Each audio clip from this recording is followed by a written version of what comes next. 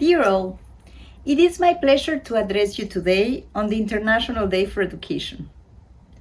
For somebody like me who is heading the social and human science sector at UNESCO, education is not only the formal programs that we attend in schools, but it also has to do with the day-to-day learning and the fact that people can build common understandings and the ability to establish dialogues that allow us to advance inclusive societies.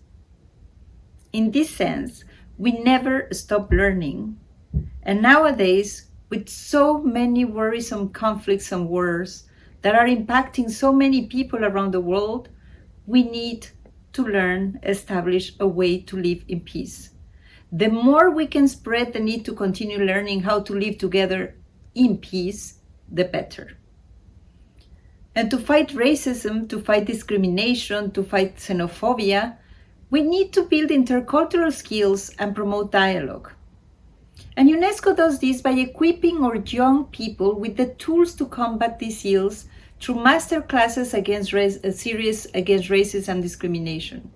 In this series, we nurture anti-racist champions who create ripples of change within their communities. With more than 10,000 young people around the world already trained, they have been equipped with the means to reverse racism and discrimination, including hate speech, intolerance, and violence, and more when it's related to the digital space. With the International Coalition of Inclusive and Sustainable Cities, members work with city youth councils to enhance youth participation and work with young people as agents of change. And amid attempts to rewrite the school curricula and deny the dignity of the many histories that we know were suffered by people suffering discrimination and slavery and many other ills, we stand as champions of knowledge, and we preserve African contributions, for example, through the General History of Africa, which is a major research undertaken by UNESCO. We also advance this understanding through the Roots of Enslaved People program that has launched a series of publications for children, so we can create a new narrative for a new generation to free themselves from the damaging constructs of the past and to understand that it doesn't matter where we come from, we are all the same. And further, our efforts to assess and measure gender-based resilience and foster women's rights attest to education's transformative power, compassion, and collaboration. And we actually have a program at UNESCO that is about changing mentalities, because at the end we can take a lot of decisions, a lot of policies, a lot of tools. If we don't change gender mentalities, social norms and constructs, we are not going to make progress, and that also needs to be with education and learning.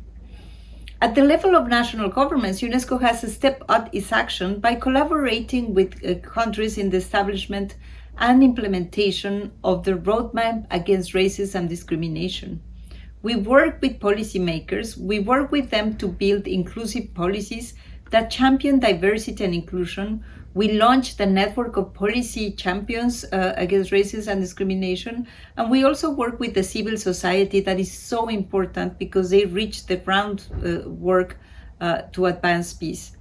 And of course, I could not come to address you without commending the work of Peace One Day, which mobilizes everybody, but also mobilizes youth and seeks to share free education resources with schools in all 194 members of UNESCO to ensure that learning is accessible to all.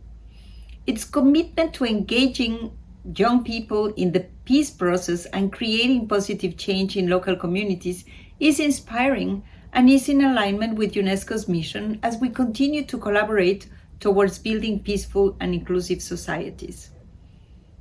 I thank Peace One Day and of course our dear friend Jeremy Gilley for their invitation, and I congratulate them again for their commitment and social action. Count on UNESCO as we confront these challenges together with courage, with compassion, and with solidarity. Again, happy International Day of Education, Peace One Day, and together we shall triumph.